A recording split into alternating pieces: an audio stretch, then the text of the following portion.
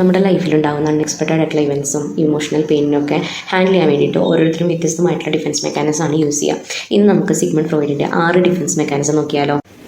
Disturbing ആയിട്ടുള്ള തോട്ട്സിനെയും ഫീലിങ്സിനും ഒക്കെ നമ്മളുടെ ഡീപ്പ് ഇൻസൈഡിൽ മൈൻഡ് ഹൈഡ് ചെയ്യുന്നതിനെയാണ് റിപ്രഷൻ എന്ന് പറയുന്നത്. അതായത് നമുക്ക് ഓർത്തെടുക്കാൻ താല്പര്യമില്ലാത്ത, ആഗ്രഹമില്ലാത്ത, ഇറിറ്റേറ്റ് ചെയ്യിപ്പിക്കുന്ന മെമ്മറീസിനെയൊക്കെ നമ്മൾ ഓർക്കാതിരിക്കാൻ വേണ്ടി നമ്മൾ മനസ്സിൽ ഭയങ്കര ഡീപ്പായിട്ട് നമ്മളത് ഒളിച്ചു വയ്ക്കും. അതിനെയാണ് റിപ്രഷൻ എന്ന് പറയുന്നത്. Refuse to accept reality because it's too painful. അതായത് യഥാർത്ഥത്തിലുണ്ടാകുന്ന കാര്യങ്ങളെ, സിറ്റുവേഷൻസിനെ അംഗീകരിക്കാൻ താല്പര്യമില്ലാത്തതുകൊണ്ടോ അല്ലെങ്കിൽ അതൊരു പെയിൻഫുൾ ഇവൻ്റ് ആയതുകൊണ്ടോ അതിനെ അവർ അക്സെപ്റ്റ് ചെയ്യാൻ റെഡിയാവില്ല. ഇതിനെയാണ് ഡിനയൽ എന്ന് പറയുന്നത്. സ്മോക്ക് ചെയ്യുന്നൊരു വ്യക്തി അതിൻ്റെ കോൺസിക്വൻസസ് എന്താണെന്ന് അറിഞ്ഞിട്ടും അത് ആരോഗ്യത്തിന് ഹാനികരമല്ല എന്ന് പറയുന്നത് ഒരു ഉദാഹരണമാണ്. സ്വന്തം തെറ്റായിട്ടുള്ള തോന്നലുകളെ മറ്റുള്ളവരിലേക്ക് പ്രതിഫലിപ്പിക്കുന്നതിനാണ് പ്രൊജക്ഷൻ എന്ന് പറയുന്നത്. അതായത് for example, I think they hate me. അവർ ഹേറ്റ് ചെയ്യുന്നു എന്ന് പറയും, പക്ഷേ സത്യത്തിൽ ഇവിടെ ഹേറ്റ് ചെയ്യുന്നുണ്ടാവുക ഈ പറയുന്ന വ്യക്തി തന്നെയായിരിക്കും. Release frustration on someone or someone else. അതായത് നമുക്കുണ്ടാകുന്ന ദേഷ്യം, ഫ്രസ്ട്രേഷനൊക്കെ മറ്റുള്ളവരിലേക്ക് നമ്മളത് കാണിക്കുന്നതിനെയാണ് ഡിസ്പ്ലേസ്മെൻറ്റ് എന്ന് പറയുന്നത്.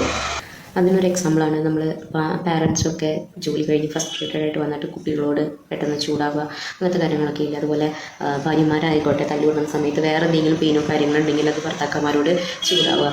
ഇതൊക്കെ ഇതിലൊരു എക്സാമ്പിളാണ്. People act younger than they reach to feel safe and comfort.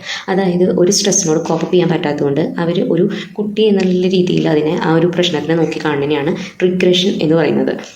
Turn negative energy into something positive. അതായത് നമ്മൾ ഗെയിമൊക്കെ കളിക്കുമ്പോൾ കുറച്ച് വാശിയും ദേഷ്യമൊക്കെ കാണിക്കാറില്ല. അത് എന്തിനു വേണ്ടിയിട്ട്? നമ്മൾ ജയിക്കണം എന്നുള്ളൊരു ഇതിന് വേണ്ടിയിട്ട്. അപ്പോൾ ഇതിനെയാണ് സബ്ലിമേഷൻ എന്ന് പറയുന്നത്. അപ്പോൾ നിങ്ങളുടെ ലൈഫിൽ നിങ്ങൾ യൂസ് ചെയ്യുന്ന ഡിഫൻസ് മെക്കാനിസം ഏതൊക്കെയാണെന്ന് നിങ്ങൾ കമൻറ്റ് ചെയ്യുക. അതുപോലെ സൈക്കോളജി റിലേറ്റഡ് ആയിട്ടുള്ള ഏതൊക്കെ വീഡിയോസാണ് നിങ്ങൾക്ക് വേണ്ടതെന്ന് സജഷൻസ് തരാവുന്നതാണ്. അപ്പോൾ മറ്റൊരു വീഡിയോ ആയിട്ട് വീണ്ടും കാണാം. Be kind to your mind. Tata.